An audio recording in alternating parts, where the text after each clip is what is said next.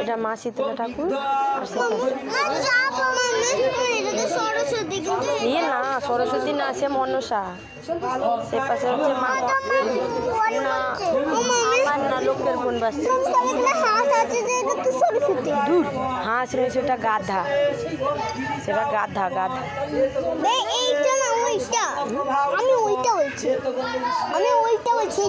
সেটা মনসা সাপ আছে দেখতে পাচ্ছিস না মা মনসা